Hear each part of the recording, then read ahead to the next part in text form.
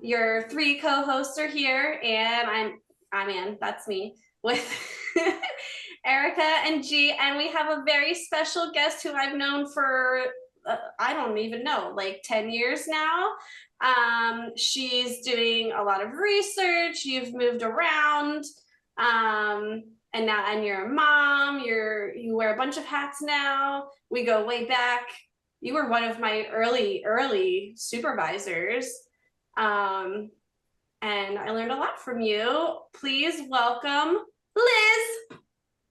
Welcome. Thank y'all. I love your accent. Okay, so Liz, tell us a little bit about yourself. What you do in your free time and what you do in your work. I guess Ann's aged me because I was one of her first supervisors. Thank you, Ann. But we're the same age. I'm 34. Yeah, I'll be 34. Oh, well, you just look a lot younger, Ann. That's not fair. I guess I'll start off with free time just because I guess that'll give some background of more of who I am. So I'm a little bit of a gypsy soul. I lived in the Northeast, you know that, Ann, before coming to Austin. And I love the ability to like go to DC and then New York and just kind of state hop. And so I moved to Austin in 2015, and then I became board certified. I started with a company there. I've been there for 9 years. I've worked with clients from 1 to 21, and then recently moved to Bryan, which is near Texas A&M, in the last, I think, 3 years. And so I'm getting to the point in my free time, I really like to travel. So very often, probably once a month, I'm going from Texas to Louisiana and back with 2 small children because I like a good adventure. So lots of traveling. I also like to go check out different places in Texas. I recently went to Blue Hole, which was really cool. There's a lot of natural springs here to swim in. And so I'm a big fan of nature, getting back to those sugarcane roots or swamp roots, whatever you want to call it. I like to hike and be outdoors. There's a lot of trails in Bryan, which are really beautiful. I have an 80-pound basset hound, who's my smallest baby and requires constant attention. I do a lot of telehealth supervision, and she frequently shows up with like in the background. It's very professional. I remember. Do you remember when I dog sat? Sat in that huge snowstorm? Yes, I do. And dog sat for me when I would go back home to Louisiana, to New Orleans, and when I lived in Pennsylvania. And I had a dog there, Roscoe. He passed away, unfortunately, but he was a very, very feisty soul. He liked to bark and growl and sometimes bite, but he liked me. He loved Dan. And she went out in a snowstorm for me and dog sat, and it was just really nice of her. Because he was a little bit of a psychopath. I kind of feel like he was yeah. like reborn into a dog soul.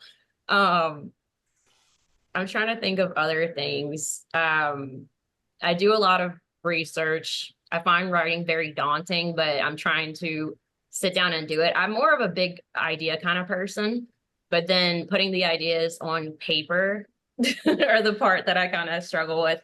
I have recently tried to garden, which is very odd for me because I always kill stuff, but right now I currently have 2 cactuses and I have a plant that I've named Jay-Z.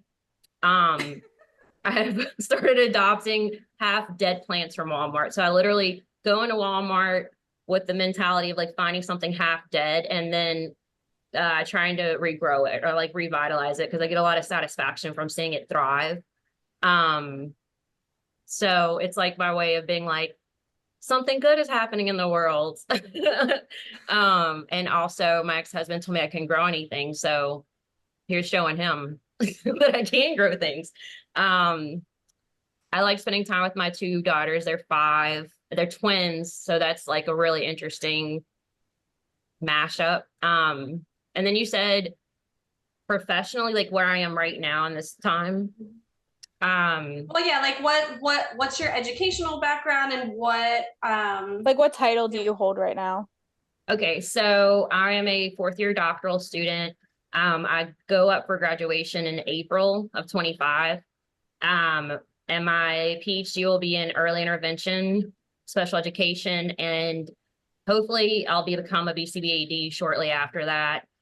I have a master's in applied behavior analysis and special education and early intervention.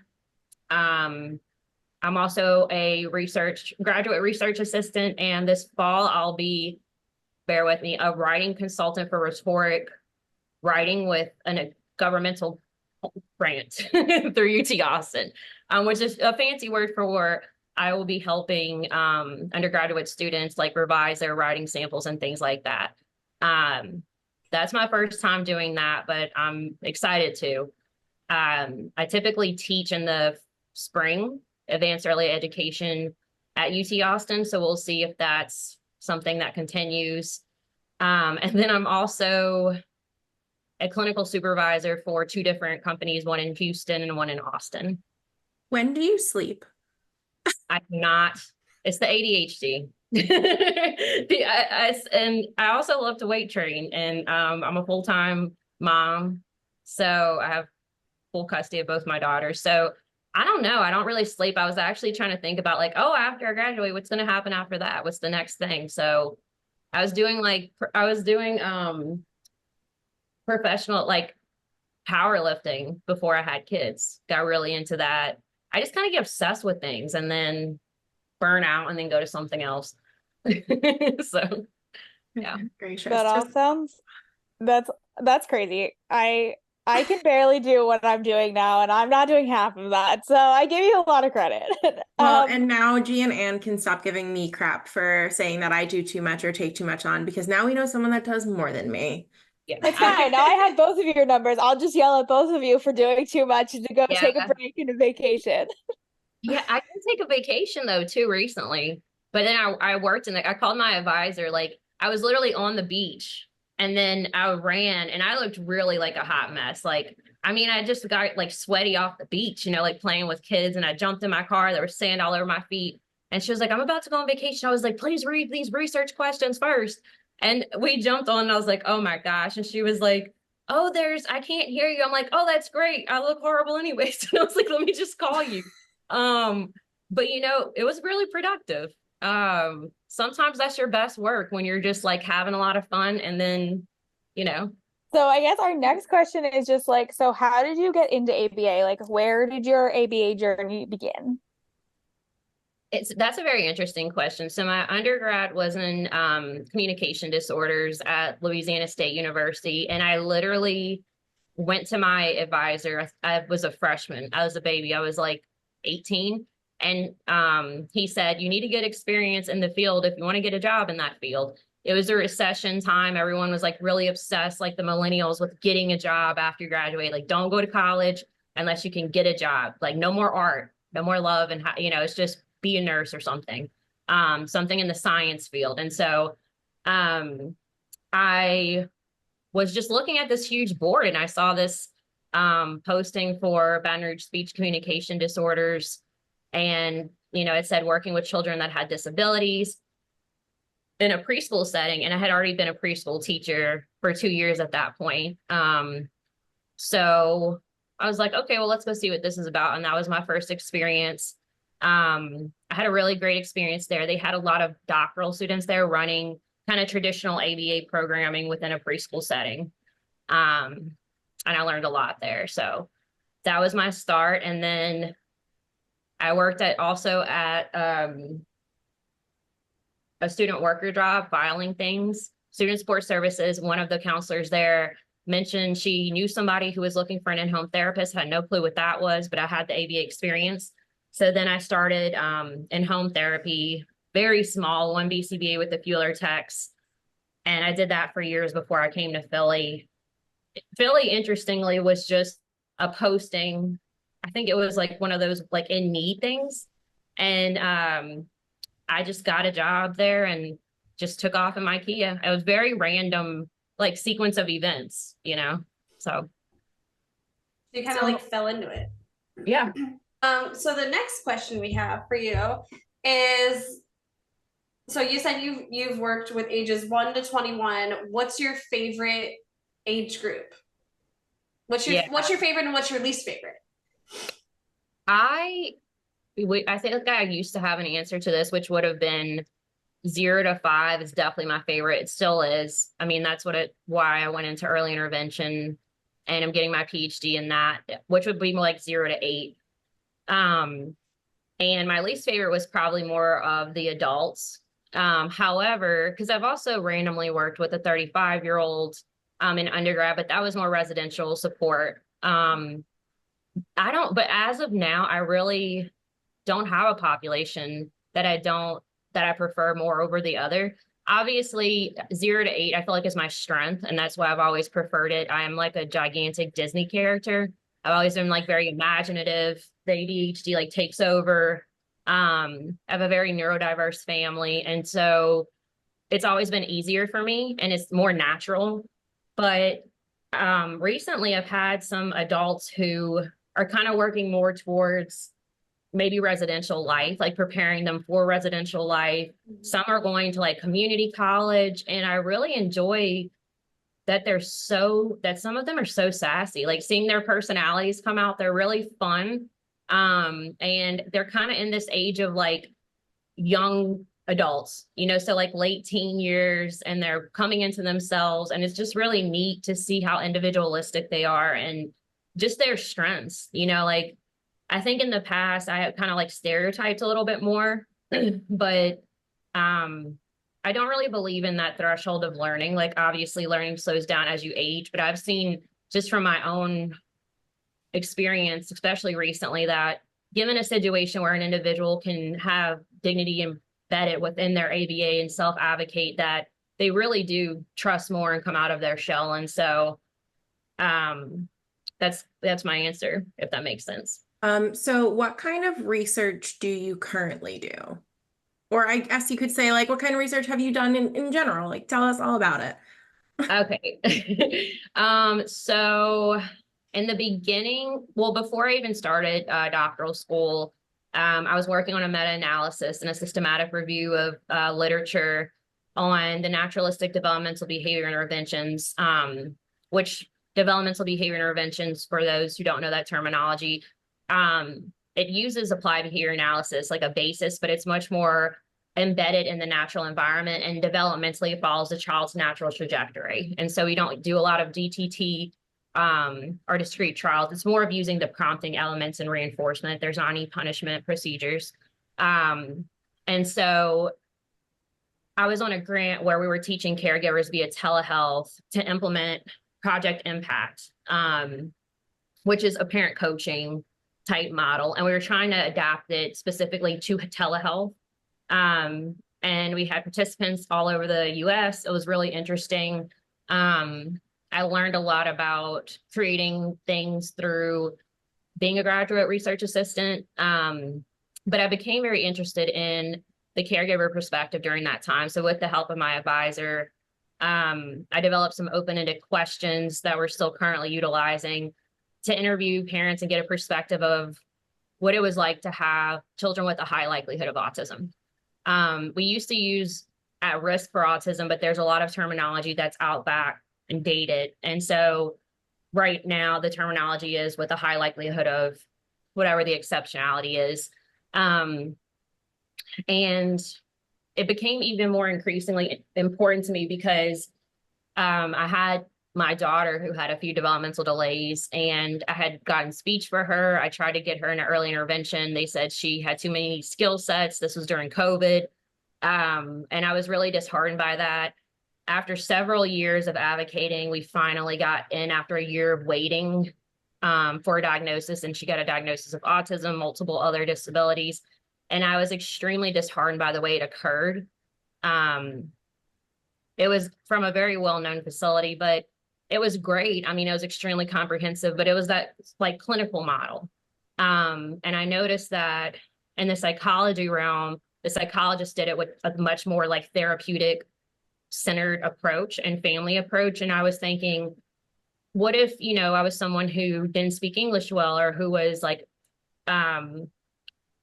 who maybe didn't have a background in this, or both, and it was intimidating for me. And so I was thinking, what about other parents, who are going through this, or even caregivers?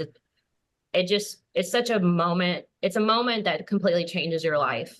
And so I can't imagine what that experience must be like for someone who doesn't have like the privileges that I do. And so this became really important to me to kind of look at how we could improve therapeutic alliance and early intervention, especially the experiences where you're getting a diagnosis or given clinical feedback. And so I'm still utilizing that open-ended interview.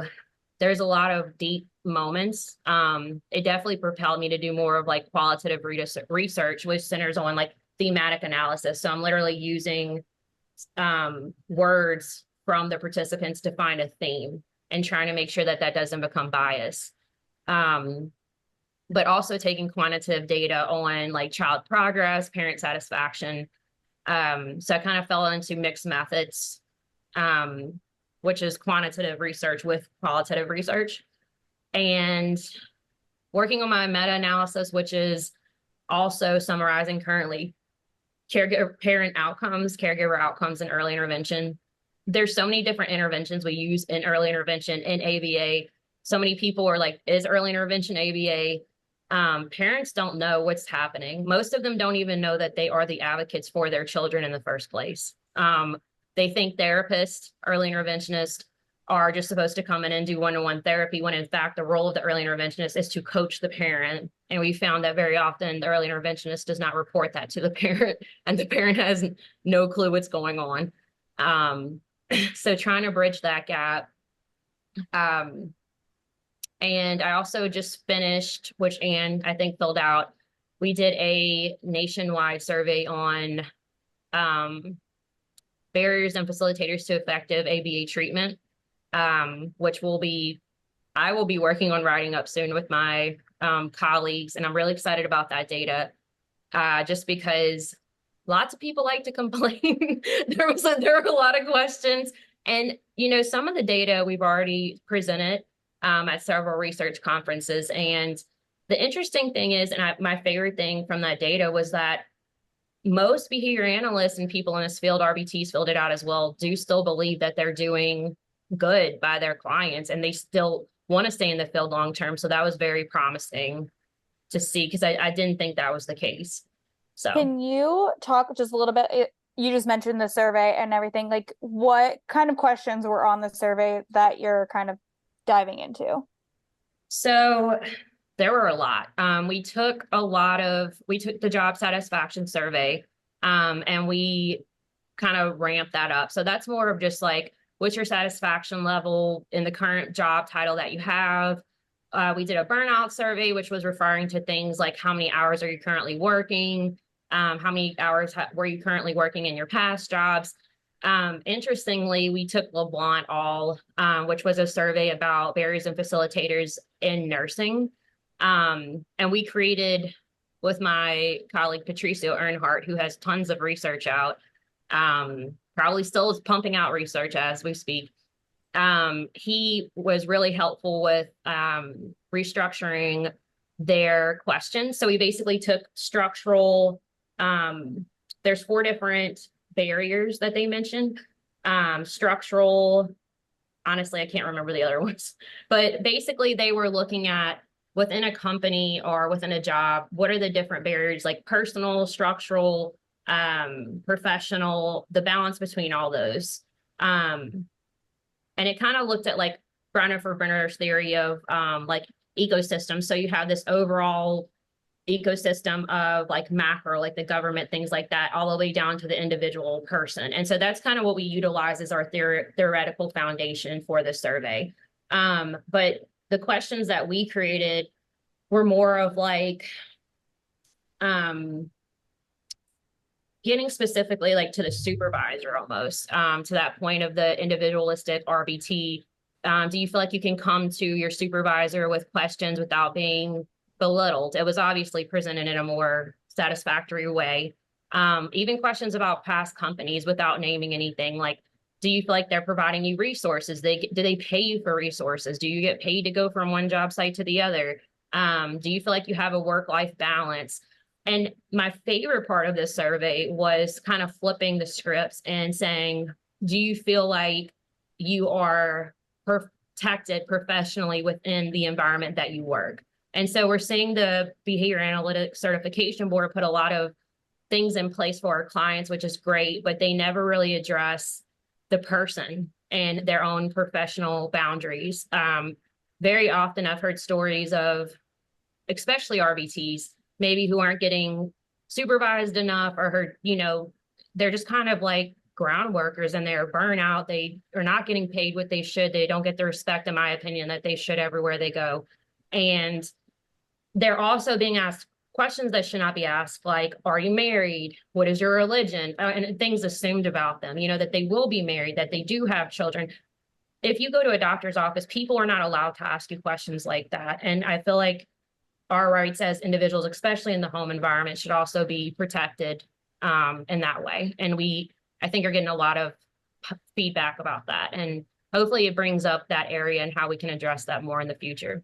And I think everything you just touched on is kind of what we had just recently talked about in our past couple episodes of like the challenges of ABA, because everything you just mentioned, I feel like we didn't realize that it was across the board until we all lived in different states and we're like, oh wow, these are issues that are everywhere in ABA. It's not just Pennsylvania, related, or just, this company or whatever. It really is nationwide, that the burnout, the question, everything you just mentioned, it's everywhere. The and lack of definitely supervision, like, even just like the boundaries being crossed by other people. Like, it's not just always like, yeah, like we have our ethics code and it's great. And like, I follow it a little too harshly sometimes. Like I have a hard time with like realizing, okay, like it's fine if like this occurs like once, right? Like versus like, okay, it's not happening every single time. But anyways, besides the point, like we have our ethics code, right? But like trying to inform the parents about our ethics and like trying to be like, okay, like there is a boundary here. Like you really, asking questions about our own personal life, like, what are you doing this weekend? Okay, maybe that's like an okay question to ask because like, it's a Friday and it's a definitely something people typically would ask. But talking about like, your religion, your or like just being asked that, right? Like, personally, I'm very open about all of that. So I don't mind telling families if it ends up being something that like relates to what's going on. So like I have a lot of like just trying to relate culturally too, right? And I think hearing from our perspective sometimes if it's not being specifically asked, right? Like especially like in a parent interview in the initial of like getting to know the family and trying to bond with them to get them to also trust you too. Like I try to at least divulge into that. And I know like that's not necessarily what your research was going towards, but like I also I don't know, like I feel like that kind of like falls into it, right? Like I don't know. Yeah, I think it does, Erica. They're like kind of getting back to the therapeutic alliance, like the idea behind that is like the goals are written by the client and the practitioner, and the person that they're working with are aligned on what the goals are and actively work together to solve them. Very often with practitioners, it's kind of like a two-way street, right? So like practitioners maybe have this old school mindset that they know it's best for the child, which obviously has to change because we know like what the Division for Early Childhood calls for is family-centered practice. And you can't have family-centered practice without the family overall making the decision of what should happen. They know what's best for their child, not the practitioner who's met this child for 10 minutes. But just likewise, there has to be a balance. The practitioner's clinical judgment has to be respected and also their private lives. And getting to cultural practices, there's a lot of culturally informed practice that's currently being looked into. One of the other people I'm working on that same paper with, Alyssa, she does a lot of research in this area, looking at like what's culturally valid research. And so, and Patricio does it as well, who's also on this. And so I think we all kind of aligned in that way. I'm more of getting into like therapeutic alliance, which is just, I think more the family culture, because personally, I believe like there's the big C, there's like cultural overall, but we also have to acknowledge that specifically within practice, especially in early intervention, families are very individualistic. Like just looking at my own perspective, like single mom, full-time, multiple jobs, first generation, half Mexican, like Creole, like all those things. I'm very different than maybe a family with two kids who like sit down at the dinner table, you know, very often we're eating dinner wherever it's going to happen, you know, so everyone's extremely different. But I think there's also this point of most of our validation assessments and things like that are based off of a very middle class white norm that was done years ago. And so is it ethical to measure a child's trajectory or developmental trajectory based off these norms when it doesn't embed their cultural background? No, you know, so we have a long way to go regarding like how to assess and background. But in the same breath, I feel like it is a two-way street. It's like, I think it's important to develop a rapport, and especially like you said, if it's going to relate, that's fantastic. But there's also this balance of like, we don't get that much into this in the survey just because there wasn't room, but we have this huge thing happening, you know, like the neurodiversity movement we couldn't really get into because there's just not enough paper and time, you know, and people don't want to fill out a survey for millions of years. But, you know, it's saying like, we can't ignore like autistic adult voices that are saying, I've been harmed by ABA, you know, I don't like it. There was a point in time where I was like, well, I have an autistic daughter. Am I going to do ABA? I was almost traumatized, you know, because I got this diagnosis and then I delved into the dark hole of YouTube and I was just like, oh my God, you know.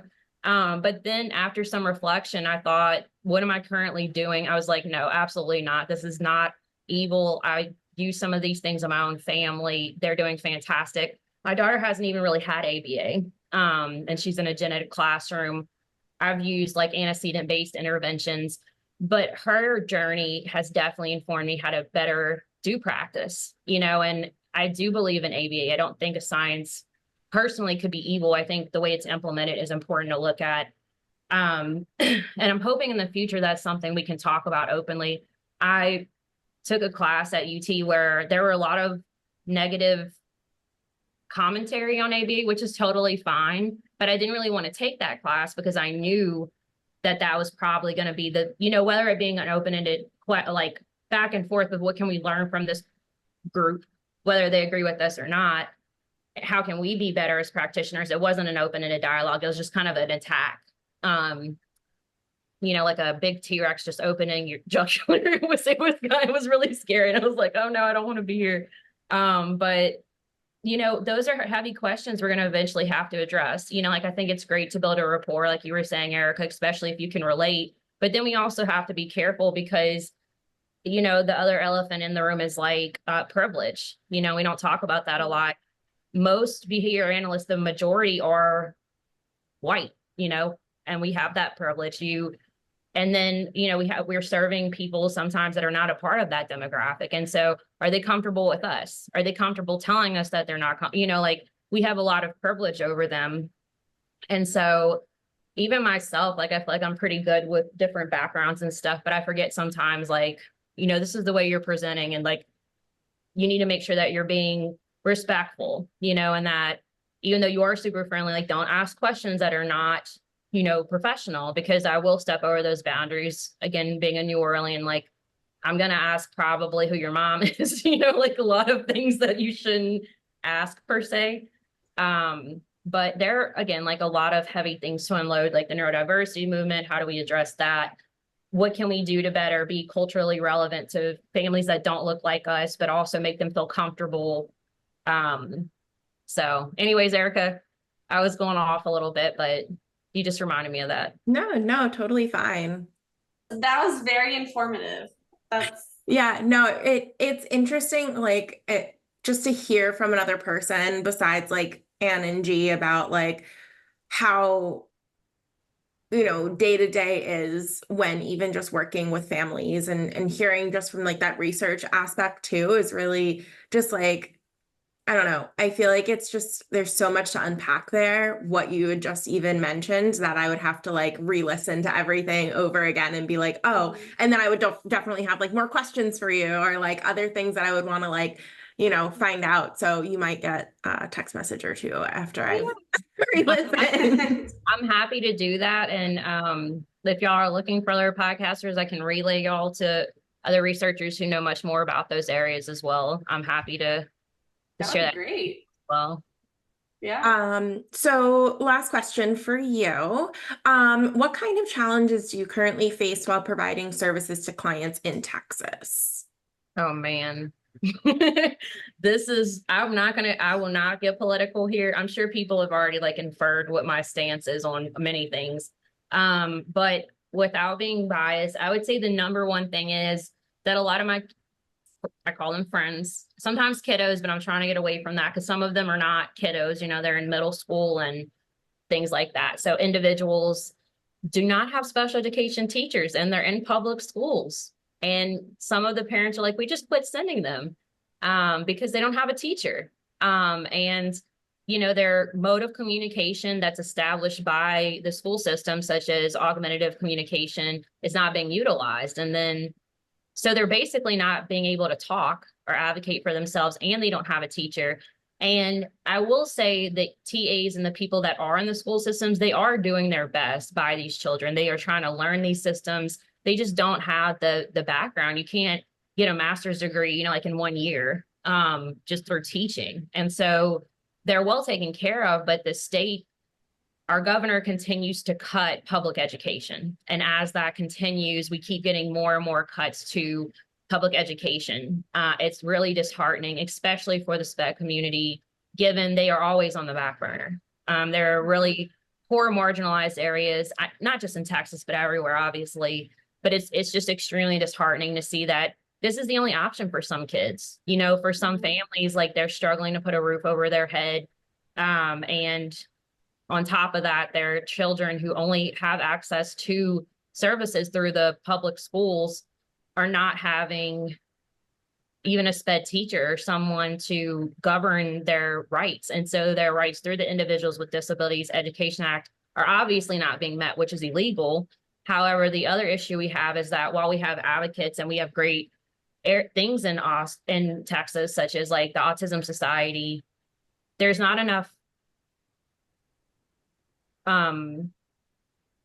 there are not enough resources, and I don't think there ever will be, to account for hardships from parents or advocates. We can't go against the school systems. There's too much money. Parents don't have time, and there are not enough lawyers. And as I found in my own personal situation, most family lawyers don't know anything about special education. So let's say you want to go up against the public school, you have the money, you have to go find one of the 3 random lawyers who actually even know anything about the Individuals with Disabilities Education Act.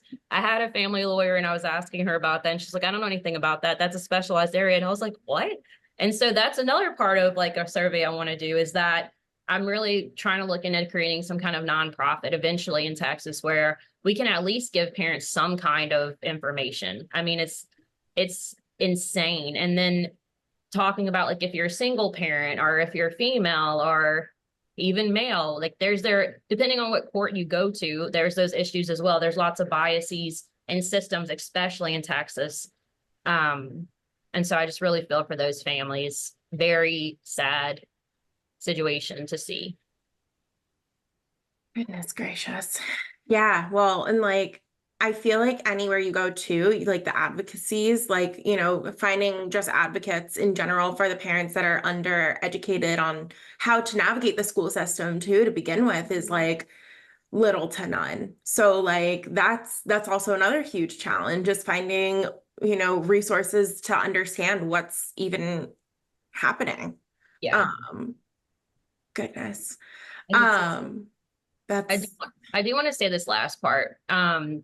When you try to, I guess, like that quote that says, like, if you can lift somebody else up, you should, like that kind of thing.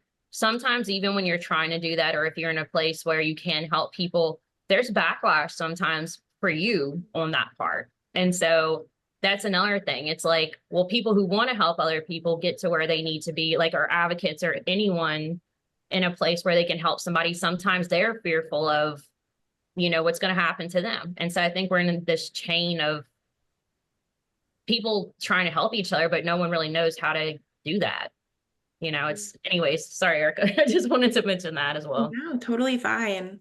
No, I mean, I think everything that you've had to say today is like super informative, and I'm hoping that our listeners can get a little bit of some more understanding about, the challenges that we've continued to talk about, in ABA, and also what your research is going towards. And we hope to see that like you really just continue to help parents and advocate, and with the research and just everything. I just hope to see your name everywhere now. Like that's sweet. But there are a lot of people that are doing a lot more than me too. So anytime I can, be able to talk to them or different things like that, I feel like they have more representation, especially for some of these communities that we're talking about. So I really appreciate that, but I feel like they're cooler. As some of my clients say, I'm just like the uncool one. It's like why when you're like, wow, 14 years ABA, I was like, yeah, I was like, I'm getting old. So yeah. No, I definitely want to, have you back on maybe once you're done. Sorry, now my child's going to be right here. But no, I want to have you back on once you kind of finish that survey and like kind of talk more about the results, and once that all gets written up. Yeah, that's all I have now. Yeah, I'd love to do that. I think I'm going for the Division for Early Childhood in New Orleans, actually. I'll be speaking there in December, but hoping to we were at ABAI this past, actually in Philly. I was not there. The research was there with Patricia, who was the second researcher on this project, but we were also at Tech's office. So hopefully maybe we'll be even somewhere in the Northeast with this research in the future. Yeah, no, I mean, let us know if you ever are up in this way. I go to SCABA. So if you're ever at SCABA, South Carolina, ABI, let me know, because I try to go every year. Well, thank you again so much, Liz, for coming on. We really enjoyed having you on to talk about all things research and ABI right now. So we are going to just wrap up. If you want to also be on ABA Generalized, feel free to email us at aba.generalized.podcast@gmail.com. Check us out on Instagram at ABA Generalized the Pod, YouTube ABA Generalized, and don't forget to rate, review, and subscribe. Awesome. Thank you again, Liz. Thanks, Liz. ABA Generalized, the podcast, is not providing professional advice. Please seek a professional in your area for specific advice and support.